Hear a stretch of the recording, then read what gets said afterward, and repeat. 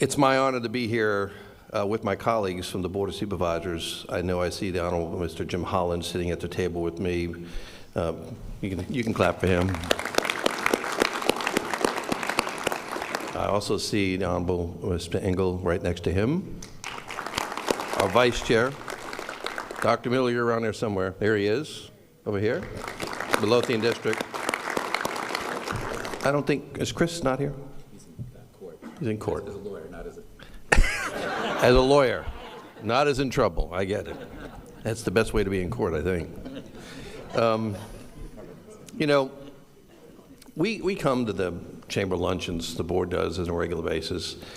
Well, I see our treasurer back there too, hiding in the back, Slongnaker. She does a great job for us, by the way. If you don't know, she really invests your money well.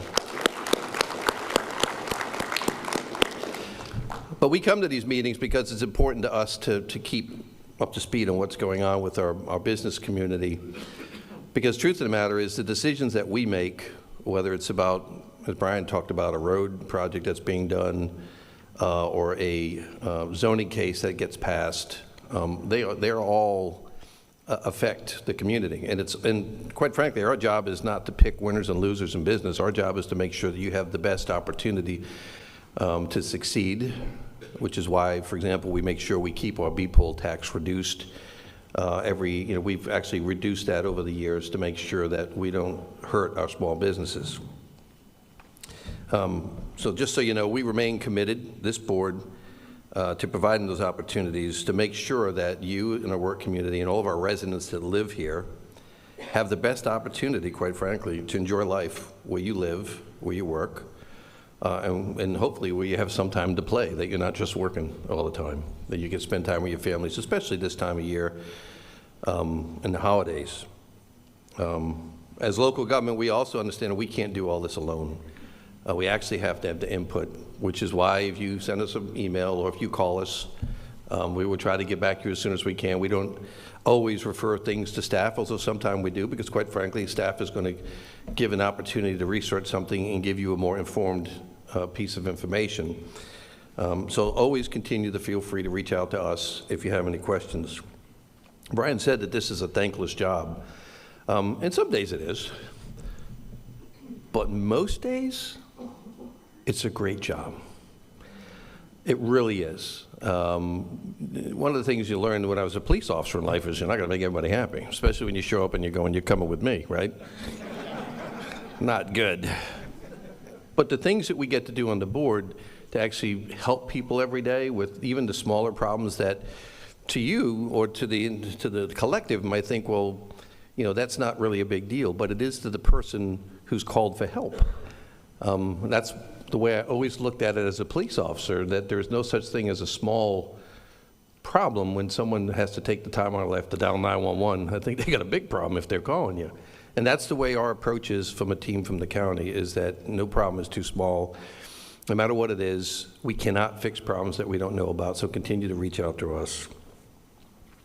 I look forward to that I don't have to sit up here, that we're going to have all these other great people from the county up here to give you an update on some of the things that we've been working on your behalf as your local government. Again, thank you for giving us the opportunity to be here. Thank you for giving me the opportunity to speak and introduce all of these great people from the county, Garrett and Joe, and everyone else is going to give you some great information.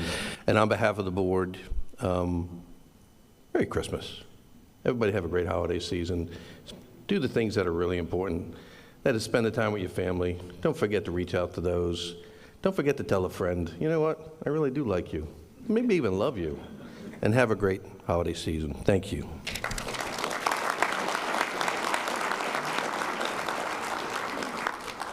Well, first, what you're going to see, and actually this actually feels like a board meeting because these are the same microphone systems we're going to be using in about 2 hours, so we have to finish timely so we can get them back and set them up at our board meeting room. But having said that, I first and foremost want to thank all those attendants. I think we're basically at fire capacity for the large crowd that's here, so that's a win for Chesterfield Chamber, a win for Chamber RVA, so appreciate their partnership within it. I think I was the last person to arrive, but might be the first car that gets towed out of here based upon where I parked. So that's a sign of all the good things that are not just happening in this room, but in this building, and actually just even outside for those that are playing pickleball for the next 12 hours, I think.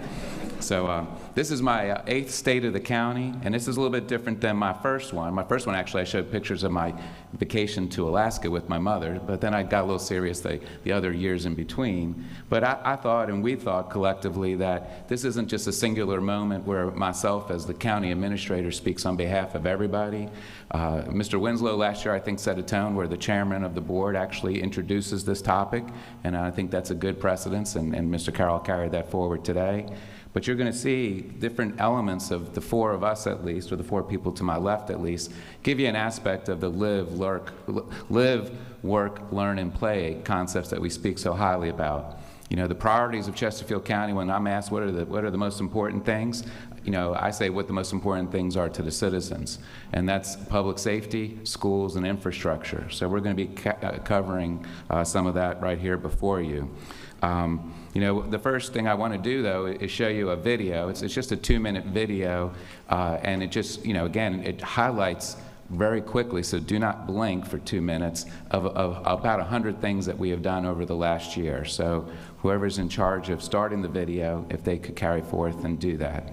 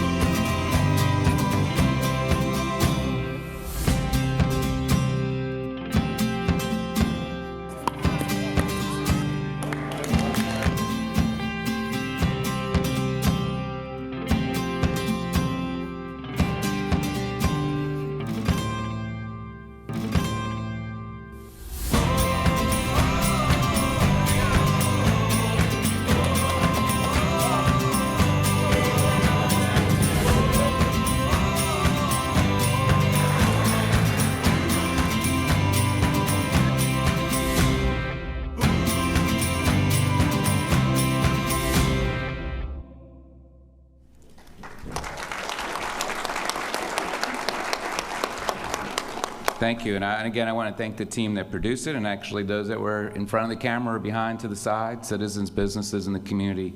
It was all a team, and again, we're coming together as one, as a quality of life aspect before you. You know, as I've mentioned before, public safety, schools, and infrastructure are the 3 priorities of Chesterfield County, that is. And you know, while the others may be focusing on the other 2 areas in particular, I thought it'd be worth me just taking a moment or 2 to talk about public safety before we introduce the first of the live, work, learn, play topics.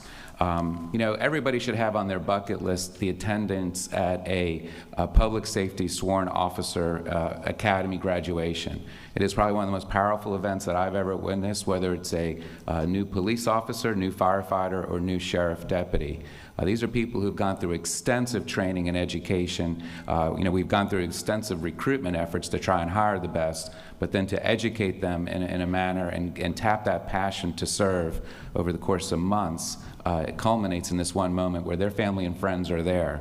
And I always feel as though it's an open invitation, but citizens and business leaders should also probably be in the room at some point in time, because their job is made infinitely easier by the roles and support that you do. I even suggest probably one time during the year we probably should have a state of public safety. I believe there's a state of schools or education that Dr. Doherty may lead, but the public safety, and on behalf of all the employees, it starts, you know, really with the abilities to recruit, retain, and reward. Having the 3 leaders of Colonel Katz, Chief Center, and Sheriff Leonard, who I believe is here today. You know, have the support of the Board of Supervisors, not just in monies, which there is quite a bit of monies dedicated to that, but also the support and spirit and show, if you will. You know, when we have these graduations, 5 board members are in attendance generally at each and every one of them, and they're occurring throughout the year. Another topic that I think that applies across all of our categories, if you will, just to pick on another one, is the environmental topic. Environmental stewardship is a role that local government is defined to play. There's definitely roles of the state and federal government and the rules and regulations that they create. But I just want to give you an example of one thing that we spent considerable time with over the last few years in a transition that was hard, it was unusual, but it was purposeful in trying to provide a lower cost, better solution to households in the recycling program. And I'm proud to say that the private haulers have come through with that transition in providing a service at a lower cost than we otherwise could have provided. I believe there's over 44,000 customers currently enrolled and subscribed to a private hauler for direct curbside pickup. But in addition, the private haulers now have over 38 homeowners associations and contracts in providing solid waste and recycling, often at prices that were lower than what the solid waste services were for individuals before. But it didn't stop there. The Chesterfield, again being the stewards that we try to be, has deployed many recycling containers at park sites and then opened our solid waste convenience center 7 days a week. So all of those services have actually resulted just in the last month or two that we've really had them deployed in actually a projected increase of over 13,000 tons of recycling per year, which is about 6% higher than it was under the traditional services that we had before. So I give credit to the citizens, I give credit to the businesses, apartment complex and others that are just making this awareness factor important. Now, having said that, tonnage is not how you necessarily gauge all of the environmental stewardship. We're working hard and leading, if you will, trying in the region to reduce and reuse products so that they don't have to be thrown away or recycled to begin with. But just as a benchmark, I thought I'd share that with you. I want to also acknowledge that, as we get into the live topic, and Chessa Walker to my left is who's one of our newest departmental leaders, and she is a leader. If you ever have a community meeting on roads, even if you don't live in the area, you just go to it to witness Chessa and how she can handle a crowd, because it is quite a feat that she does, and it's a hard topic. When I first came to Chesterfield County, I walked around the historic courthouse area, and I was caught by a sign of the 1917 historic courthouse and the history behind it. And there was a protest by citizens for the $20,000 that was quote-unquote going to be wasted on a new courthouse in 1917, because the citizens thought that that $20,000 could go better towards road infrastructure, which, again, I Googled it up, and I think they were selling Model T Fords at that point in time, so, or just beginning to sell them. So we've been in the road catch-up business for 100-plus years. We've been in more so, actually, in recent years, it goes without saying, as the state is relying more and more upon local or regional authorities to get the job done. They get consumed just in maintaining the roads, which, is a cost, but the state budget's not defined, if you will, today to actually get into the new road infrastructure. So with that said, I want to pass the torch on to Chessa to give you a live perspective from the roads angle. Ms. Walker. Thank you, Dr. Casey. Okay, if you could, the clicker. Okay. The power. Thank you. All right, so there we go. So I know many in this room know that Chesterfield County has long been a first choice community, and is experiencing tremendous growth with people and businesses choosing to live here. That said, we do have the second largest road network in the state. Our county is committed to investing in that network by improving and expanding it for our residents. That investment that we have on the books is nearly $800 million in transportation funding across over 100 projects ongoing in the county. For perspective, I did the same exercise back in 2019, pulling our metrics, and our program was half the size, both in dollars and number of projects. So we've grown tremendously to keep pace with the growth and the success that the county's having. Our universe of projects is very diverse, as you can see in the two pie charts. In terms of dollars, on the right pie chart, the largest category in terms of dollars is new roadways and roadway widenings. And that demand is directly tied to the growth that the county is experiencing. We have 9 new roadways that will add 15 miles of new road and over 50 lane miles to the county. In terms of the number of projects, the pie chart on the left, our largest category is actually bike ped projects. We have over 50 bike ped projects in the queue in the county. And that's indicative of the public's increased desire to have more walkable communities. And I have to highlight the table at the bottom. I have to highlight our success as a county in navigating the project pipeline. Anytime I have an opportunity to talk about what a multi-year process it is to trying to deliver infrastructure projects, I want to show how successful we are in doing it. The transportation business is not for the meek. You have to stay diligent and committed. You have to work to find solutions, find the funding, and deliver them as efficiently as possible. And you can see we have a number of dollars in projects that are on the books and funded, in design, as well as construction. So we're trying to keep our pipeline full and as well push it through. So I'm gonna highlight a few projects that shows our commitment to delivering infrastructure on behalf of residents. First would be on the left, Poway Parkway Extension. The Poway Parkway Extension is a generational project that will serve our communities and businesses well into the future. The county recently rezoned the Upper Magnolia property to support a technology village campus west of the Poway and a residential and public facilities on the east side of the Poway. The extension totals 10 miles in length, ultimately extending from its current terminus at Charter Colony Parkway all the way to Hull Street, kind of out by the zoo. We are implementing it it'll be a 4-lane facility, limited access. We're implementing it in phases. We're prioritizing phase 1, which is shown in red, over to Woolridge Road. Preliminary design activities and the detailed traffic studies are underway. And we have $170 million to advance that project with local funds. Phase 2, which is shown in yellow, would extend from Woolridge down to Hull.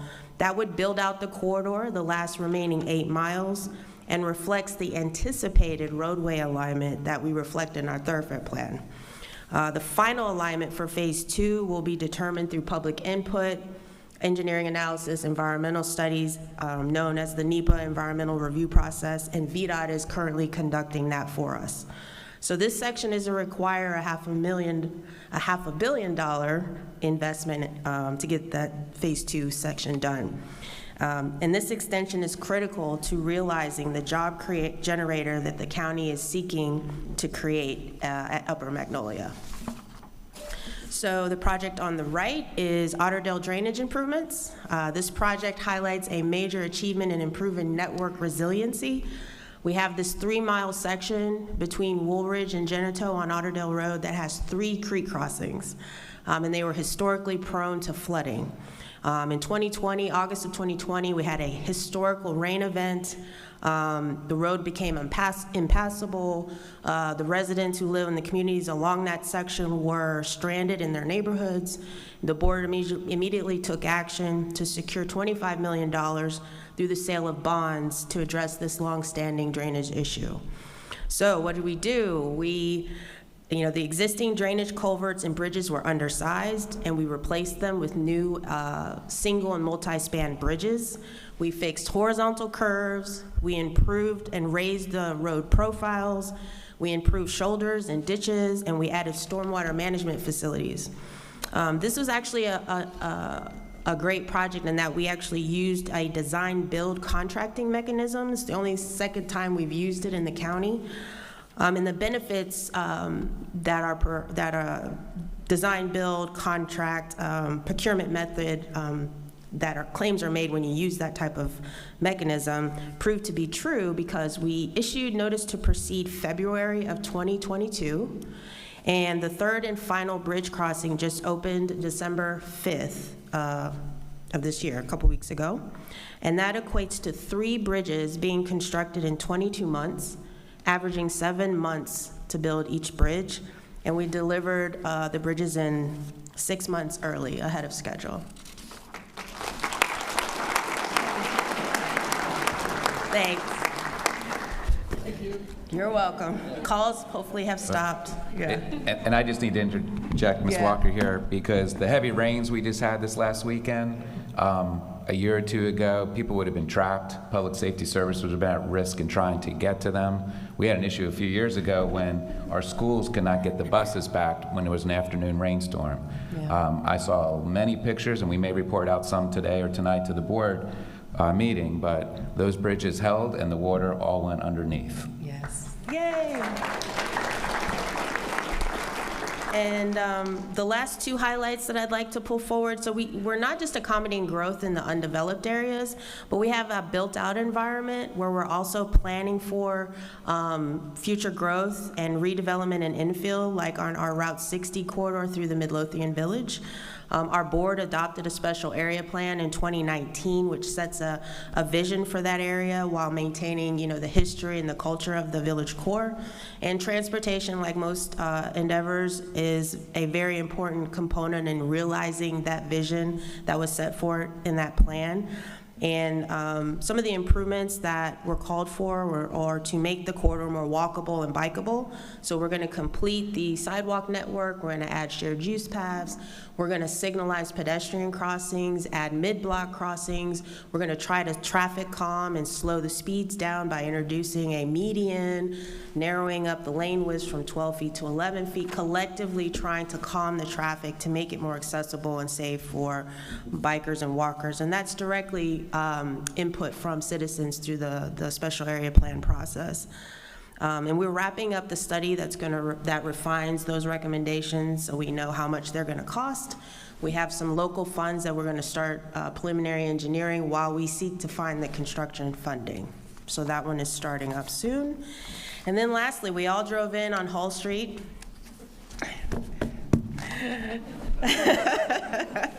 I probably don't need to say much else about that, but being an engine nerd, I will say that Hull Street, west of 288, everyone is familiar, I'm sure. The busiest section of Hull Street, if you wondered what, you see the traffic and what that is and enumerated is 70,000 vehicles a day on Hull Street. By the year 2040, that's projected to increase nearly to 100,000. What came of that is, that's coupled with operational and safety issues, but we also have growth to the west that we want to support, and we need to figure out how best to sustain the corridor. So we engaged with VDOT, the Department of Transportation, 11 years ago to do a transportation planning study. Through that study, we identified a master plan of improvements, about 10 improvements, that would accommodate that traffic. And then we said, well, that's over $500 million, so we're going to have to bite these off in pieces. We came up with a prioritization plan. We went to work trying to find the funding. And where we are now as an update is we have these 6 projects. Can I go backwards? There we go. We have these 6 projects funded at $80 million and under design, and we have, if you drove in off of 288, that's the first project that is actually under construction, the southbound 288 to westbound 360 project. And that's my LIV update. Very good. As we transition to the next topic of Learn, I just want to go back over my notes, which I just wrote this morning, by the way, so I've got to pick up certain key things. One is I noticed there are a few new elected officials in the audience, so if they could all stand between the county, school, or constitutional officers if they're here.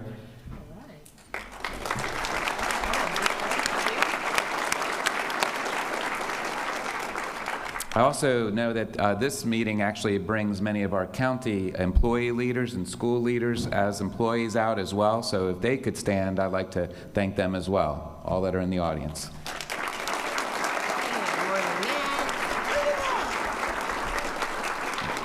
There's a degree of humbleness amongst them because many of them didn't stand, so.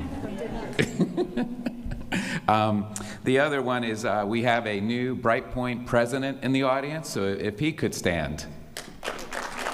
Bill Figge. Thank you. Just a couple of other things. I I skipped over public safety. You know, I wanted to just mention one more thing about them, and that is, you know, from the police effort, I've seen them on the front lines. Any crime that's incurred, they treat it as a family member being incurred, and they're there to solve the crime and bring peace of mind to a victim or a family, and comfort them in a way that mental health professionals also provide comfort. So that's that extra degree. A firefighter, whether it's saving somebody's life physically or trying to mitigate whatever damages that are being incurred to their property, work in an amazing array of teamwork with the equipment and tools and the training, and again, just something to behold if you are ever witnessing that. And then our sheriff's office, to take an incarcerated person who's having the worst moments of their lives possibly, perhaps with an addiction issue, and treating with the respect and hope and encouragement so that they can get back and be a productive member of society and know that they are not going to be alone and be taken care of by peer networks or other support networks, and providing them the pathways to a house, to a job, to be, you know, to self-esteem. Those things should also not go unnoticed. And then the last of the live categories, it's, you know, parks, libraries, public utility systems that's pursuing its 4th water source, which is unprecedented for any locality, possibly in the United States, have 4 point source collection points for potable water production. So it goes on and on. And introducing Chair Ann Coker, it goes without saying the chair duties get assigned extra credit roles, which means I meet with her and the vice chair more often than the others, rightfully so. And that leadership and the relationship between a chair and vice chair of the schools and a chair and vice chair of the board is a very integral part about what makes Chesterfield County succeed as one team.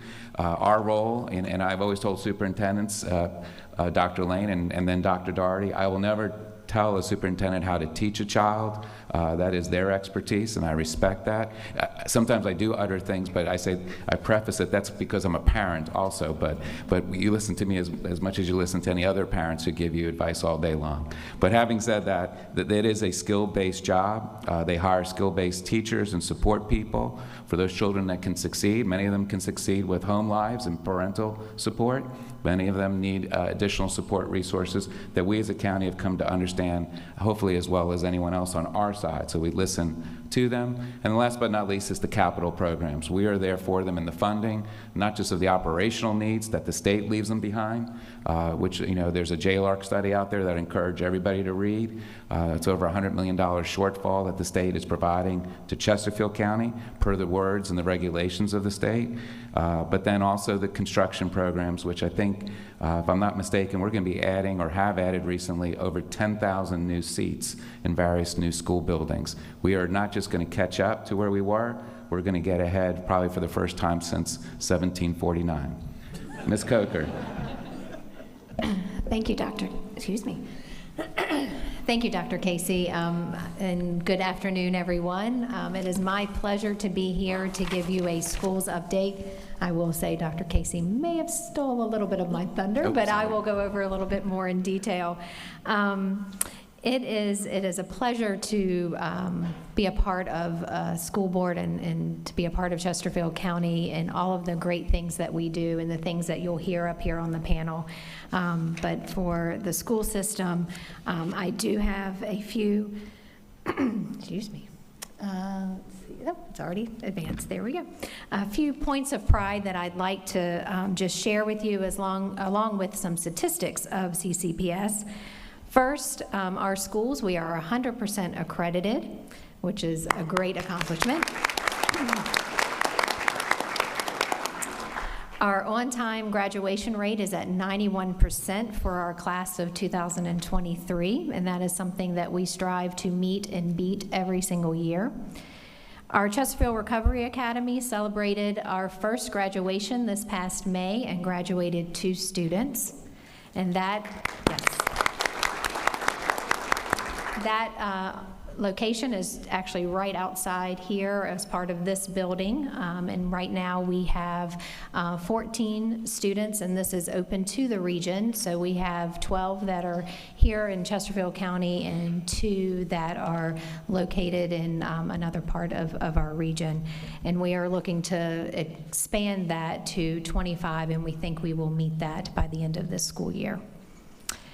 Our Chesterfield County students earned over 24,000 college credits thanks to our partnership with Brightpoint, as well as earned over 8,000 certifications in career and technical education last year as well.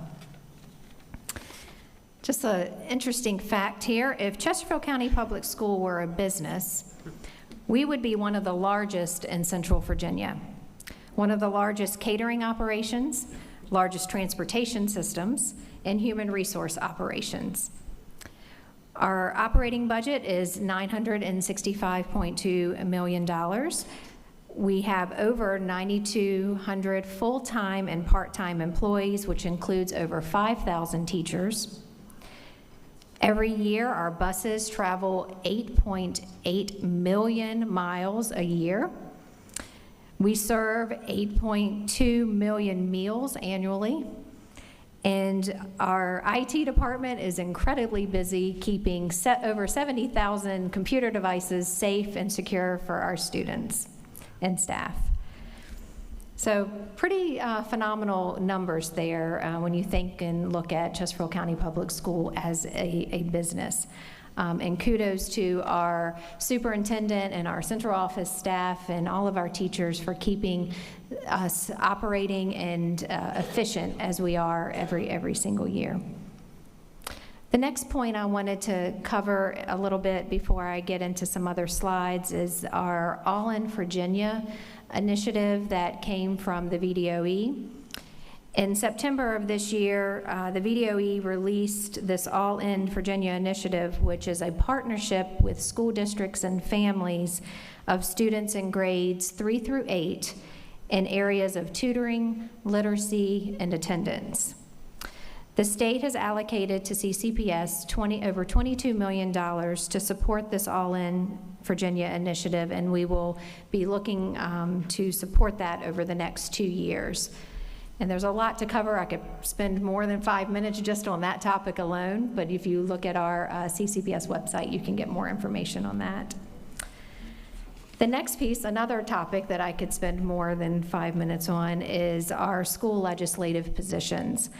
Last week, the county and the schools met with our state delegation in a joint session to discuss what is important to us in Chesterfield County.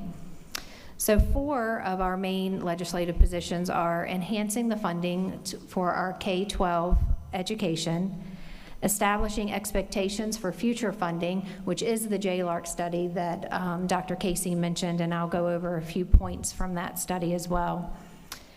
Third would be to invest in the workforce, and of course, 4th is collaborating with our Chesterfield County government. Because when you have a partnership and you can go together as 2 bodies to the state, it just becomes more powerful in pushing what Chesterfield County needs.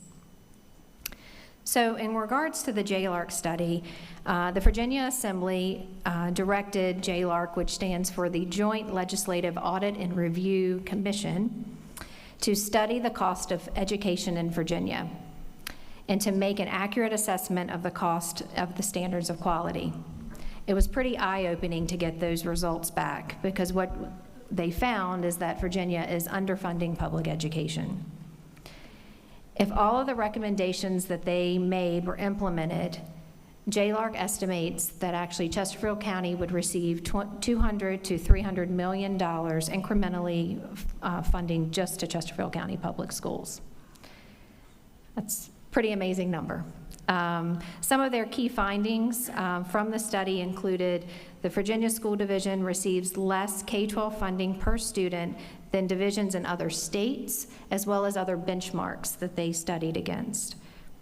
That many of the standards of quality formula inputs and assumptions lacked a clear rationale and do not reflect prevailing practices in school divisions, meaning we have more teachers to operate the school system for Chesterfield County than what the state says we need to have. And thanks to the county, they are helping to fill that gap currently. Well, we need the state to help fill that gap. The SOQ formula does not adequately account for higher needs students, regional labor cost, or division size. And most states use a student-based K-12 funding formula, which is much simpler than what Virginia uses, which is a staff-based formula. The one thing that the study did come back with and say that was adequate was the local composite index that they use to appropriate funding between state and localities seems to be pretty in line. So that one, they did not see anything to change.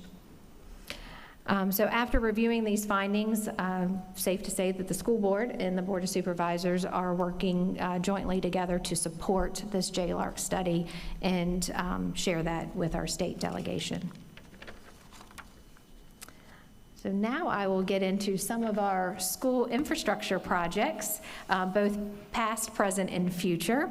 So some of the most recently completed projects that we have done over the last few years, starting in August of 18 to as recent as August of 2022, we had 7 elementary schools that we rebuilt.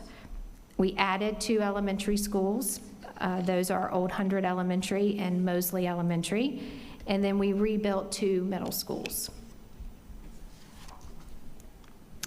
Some of our current projects that are underway: Falling Creek Middle School is currently being rebuilt in the Dale District. This was a much-needed project, as the current Falling Creek Middle School could not sustain the capacity of our students in that school. We had 1 grade level that is completely in mega trailers, so looking to bring everybody inside the building. The new prototype for our middle school is 3-story and it will hold 1,800 students within the building. The Falling Creek Middle School is expected to open in August of next year. And the one piece that we're holding is the original Falling Creek Middle School, because you'll see in the next slide that we're going to repurpose that to hold Bensley Elementary School while we rebuild Bensley at their site. So Falling Creek Middle School, the original, will be demoed, and we will add new tracks and tennis courts and all of the outside amenities, and that will be in school year 2026. Another project that is underway is the West Area Middle School. This, again, was for a capacity need, a brand new middle school out in the western part of the county. It has a expected opening of 2025, so August of 2025. Want to note that these 2 projects, the Falling Creek Middle and the Western Area Middle School, both are funded outside of the bond referendum. So the county knew and understood that these were 2 schools that were desperately needed in our school division, so we looked at outside funding for that. So just giving recognition there as well. For our elementary school projects, make sure good. We have a new prototype for our elementary school schools that we are building. They are 2-story with capacity of 1,000 student program capacity in each one of our new elementary schools that we will be building. You can see there we have A.M. Davis that we anticipate opening in August of 2025, Bensley Elementary in August of 2026, a new Western Area Elementary School in August of 2026, and all 3 of those are within the bond referendum that, thanks to the citizens of Chesterfield County, passed last November, and we are able to get these much-needed projects underway.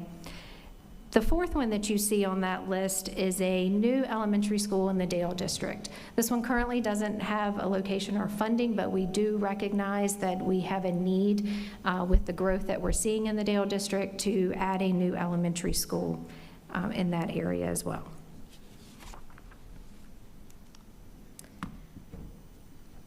Also in the bond referendum is a new high school in the western area of the county.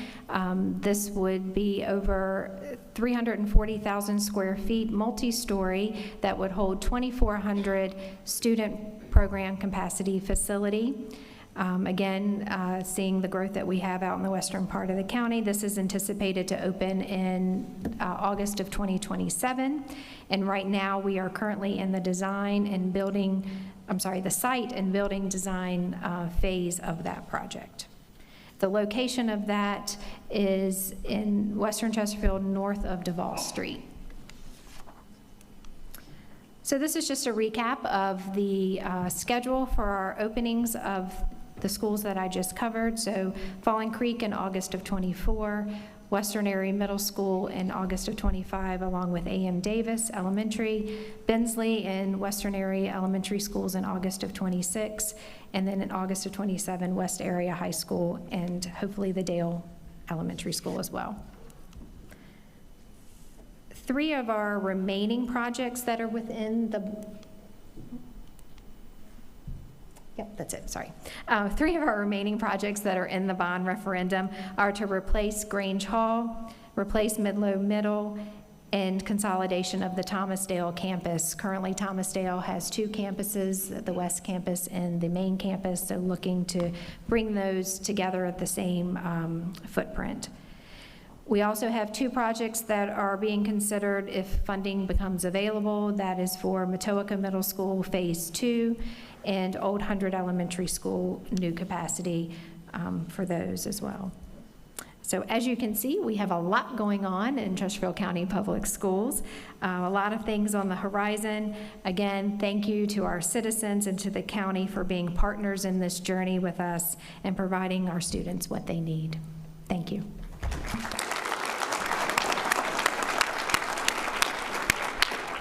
Well, as we transition into the work, I do want to recognize Dr. Doherty standing in the back there with our board chair, Mr. Carroll, and thank you for all your help, my friend.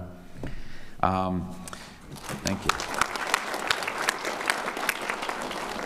Well, Garrett Hart and his team are one of those entities that if I see them too much, it means they're probably not doing their job, because their job's out there getting other people to come and expand their businesses, grow their businesses, help those that are here. And so they are definitely a field operation, and they perform their best duties in the field. So I do want to start off with that. And just last night, doesn't matter whether you're the largest entity or the smallest entity in Chesterfield County, you're going to get that service standard. Just last night, we were with Lego executives from Denmark with our chair and vice chair.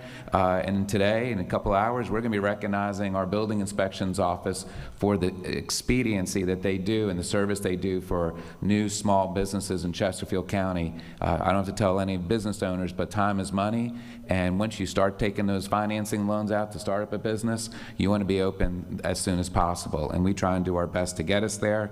Later today at 2 p.m. as well, we're going to be doing our annual economic development update with Mr. Hart, EDA Chair Terry Byrne, and Jennifer Wakefield from Greater Richmond Partnership is in the audience as well. And if there's one aspect of regionalism, it is growing business and growing the workforce for higher quality jobs, and Chesterfield does try to be the role model in such. So with that said, in economic development, last but not least, it's not just about the job, it's about creating, again, a self-esteem for a worker, a career for a worker, creating role models for children and others to aspire to also be of that same mindset. We do all we can as a government from the sidelines to help prop that up and meet their housing needs, meet their mental health needs, meet their social service needs for those that are in need, so all people in Chesterfield County have that pathway to success. Mr. Hart. Thank you, Dr. Casey. It's a pleasure to be here with all of you guys, all of our partners and friends. Be at the table with so many as well. Let's see if there we go.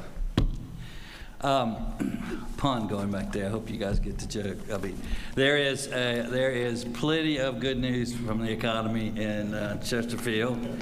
In fact, it is another record year, another record year by all accounts. Second only to last year when we announced $1.2 billion Lego plant.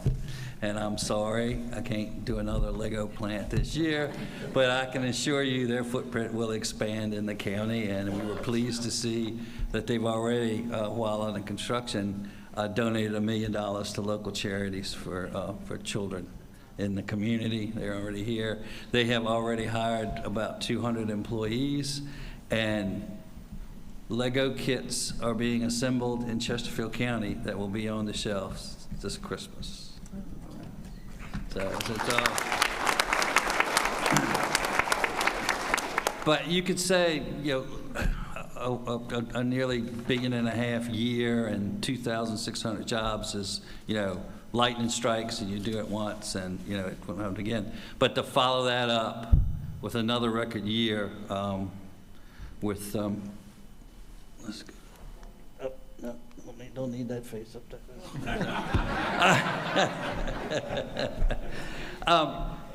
With over $740 million in capital investment and another 751 jobs, you could say if we just did it last year, but this is the second highest, next only to that. What it clearly says to me is that thanks to the Board of Supervisors, thanks to the school board, and thanks to everyone in this room, we have created the quality of life where we are a leader in the world in attracting people who want to start their business here, grow their business here, and have their employees enjoy a quality of life. And I thank all of you for that. So, and next year's going to be really good too, so keep up the good work. Just in the simple fact that if you look at, we announced $1.3 billion last year in capital investment construction, and another almost $800 million this year. There'll be thousands of construction jobs coming into this market over the next 3 to 5 years. The subcontractors that are here in the localities already will be hiring and manning up. There'll be new subcontractors coming in. They all need a place to live. They all need a place to buy gas. They all need car insurance. They all need what is in this room. So get ready, be prepared for that. All right, first thing I would like to talk about is we competed and we successfully won 11 projects this year against the world, 9 of which were new projects, including Plenty and Carissa with the R&D for medical and medications. And then 2 were expansions of existing businesses in the county, long-term existing businesses in the county. One was Weidmuller, and the other was Church and Dwight. When a manufacturer in the community that's been here so long adds another product line or puts another business line in place, it makes them much more sustainable. And it is also a sense of pride that anywhere, these are companies that got places all over the world, and they pick Chesterfield over every other location they could put in the world. So it's, they are happy here. Now I'll move to what I call the really good news, okay? And the really good news is just the economy itself in Chesterfield. We have broken every record that we track. Our labor force has grown by over 9,000 people to a high of 206,000 in the labor force. Our businesses are the highest number of businesses we've ever had at 11,200. It grew 944 businesses came to or started in Chesterfield County this year, okay? And it's going to continue at that pace. So our average weekly wage went up nearly 10% to its all-time high. And one of the things that every county administrator has pushed me on and tracked me on and talked me about on is, we've got this many people, we need to have that many jobs for every person in Chesterfield needs to have a job in Chesterfield. I do remind them every now and then it's not a bad thing that the chairman of the Federal Reserve lives at Chesterfield. He just happens to work downtown. But they all say, we need more jobs in Chesterfield. Well, we have the highest number of jobs in Chesterfield that we've ever had in the history of Chesterfield. It grew by almost 3,000 jobs last year. It's to 140,000. So by all of the measures that we have a successful year, thanks to everybody here in this room. The last thing I'd like to say is, no, this is my only slide, boss. Okay. I'm working off of one slide. Everything here is back there. The last thing I'd like to cover is I would like to give a really big shout out to Letitia Jenkins and Tina Shreve. Letitia's our small business person, and Tina is our labor force person. Because of their efforts last year, working with most of you people in this room, the partners in this room, with over 51 events last year, helping somebody start a business or grow a business or find somebody to work for them or get them training.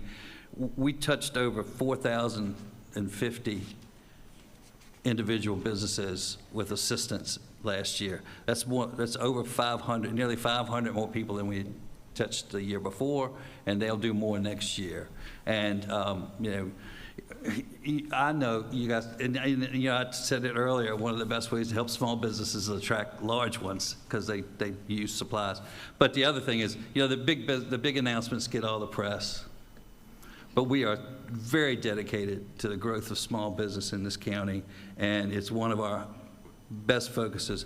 And there's so many people in this room that join with us to help small businesses, including the chamber and you know, everyone, right, to make it the place it needs to be and the attractive place it needs to be for small businesses to grow. And once again, I thank everyone for that. And until questions come, that's me. Thank you.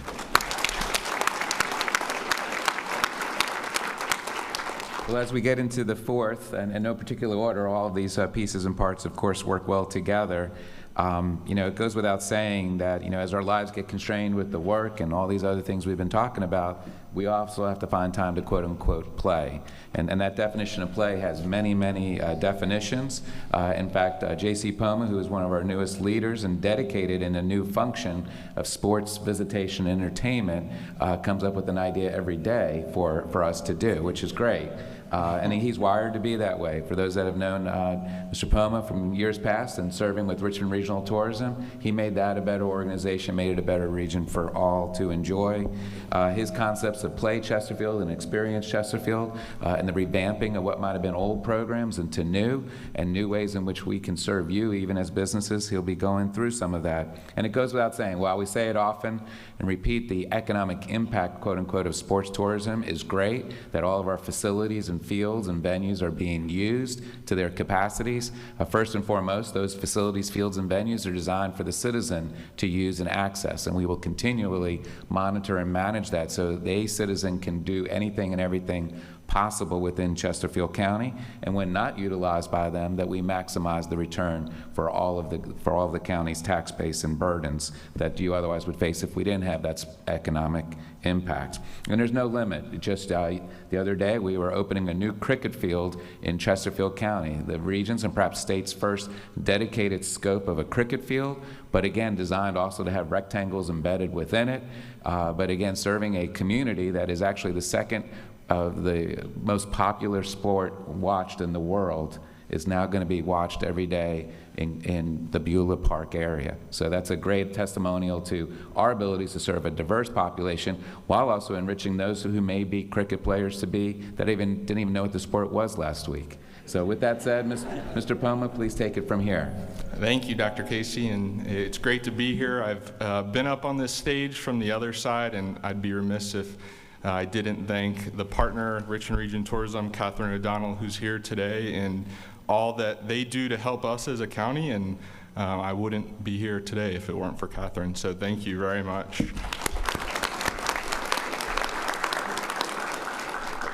It's so exciting to be a part of something new, but also something that's so important to our economy. And it's really twofold. Tourism is about maximizing our opportunities through our visitors to enhance the quality of life for our residents. And we've done that in so many ways. You'll hear about some of those today. But that impact of tourism, last year in Chesterfield County, it was $582 million. You'll see that right here on your cards in front of you. But sometimes we get caught up in that visitor spending number. And it's great, $28 million in direct tax revenue back to the county. But I think it's appropriate to come after Garrett because the tourism industry in Chesterfield County has produced just last year 6,051 jobs for our residents, which is, to me, the single most important part of that. We are diversifying our economy and creating jobs for our residents. As Dr. Casey alluded to, we really started this venture in sports tourism in 2016, and thanks to all of you in this room, we acquired River City Sportsplex in 2016. That got us started into sports tourism, but what you're going to hear about today is diversifying ourselves in so many ways. River City Sportsplex, all these other venues you hear about, you play at, you utilize, is thanks in large part and to our Parks and Rec department. They go unnoticed out there on those fields sometimes, but if you see the green shirts out there at our fields, be sure to shake their hands because they keep those things pristine. But that impact of tourism is, I think, what I want to focus on here for a second. This new department that Dr. Casey mentioned is funded off of excess lodging tax, and I think that is really, really important. We are taking visitor tax dollars and going out and promoting Chesterfield County as a destination, but to enhance the quality of life for our residents. I'm going to use a real-world example that, thanks to our Board of Supervisors in October, to showcase this example. Daniel Park in the Dale District, Mr. Holland's District, we have 239 total fields in our county. I'm going to repeat that, 239 total fields. We have the bones and we have the infrastructure in Chesterfield County, but what our board has tasked us to do is to raise that quality of play for our residents.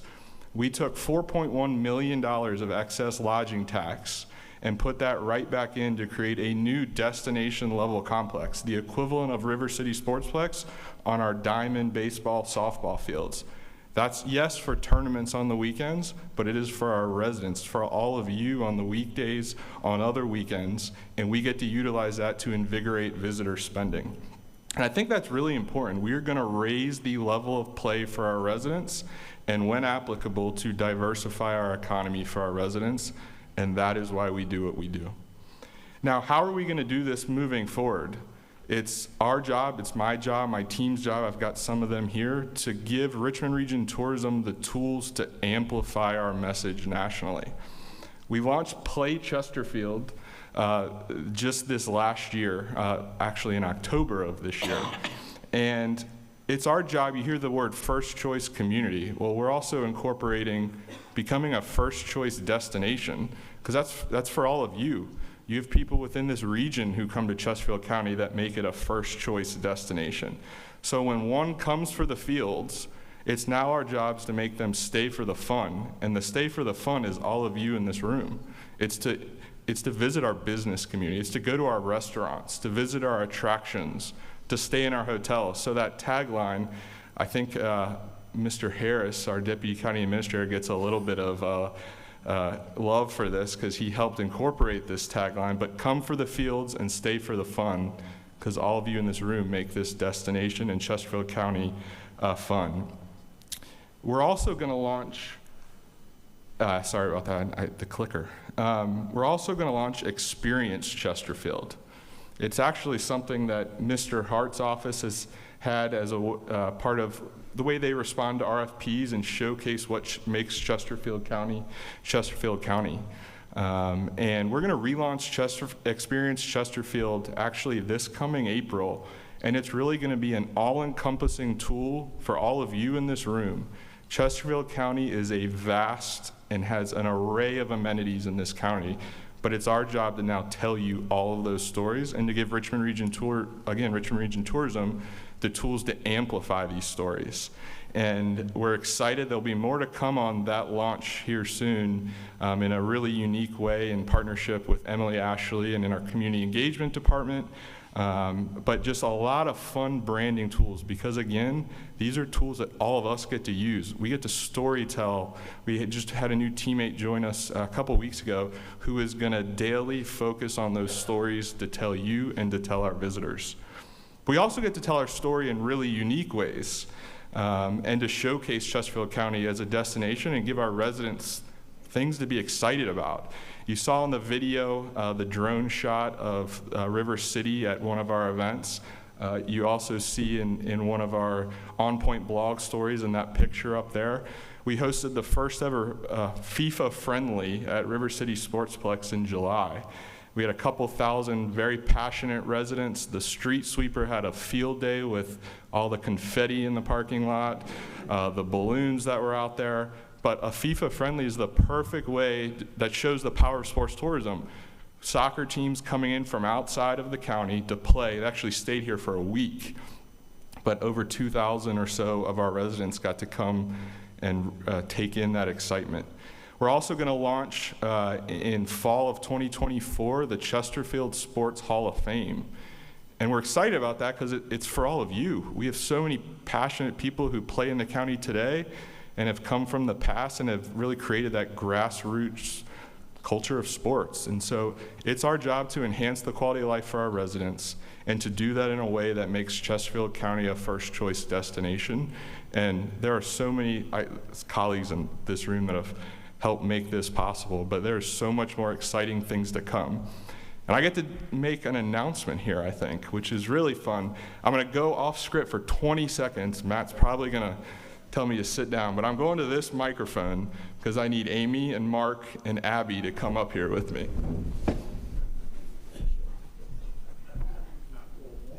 I did not tell them about this either. I definitely did not tell them about this, so no forewarning. But we get to showcase Chesterfield County in really unique ways. How many of you like food and beverage drinks in this room? Everyone, right? Well, storytelling at its finest is through our restaurant, through our business community, through all of you.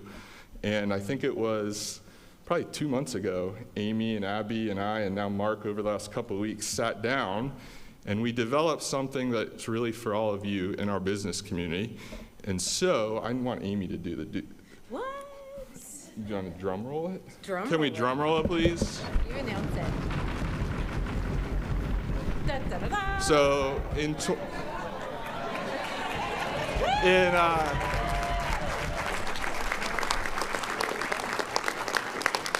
2024, we will launch the inaugural Chesterfield Restaurant Week, and March 29th to April 7th.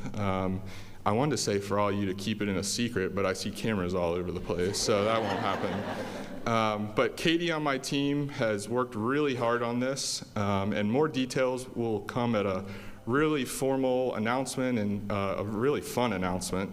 But we wanted to tell you about the date today because we also want restaurants we'll begin reaching out to you soon. But this is a really exciting time for our county. It's our business community and our residents that make it what it is, and it's our department's true excitement to promote that. So thanks to this team for making this happen, and Katie and Abby for the hard work. So, Dr. Casey.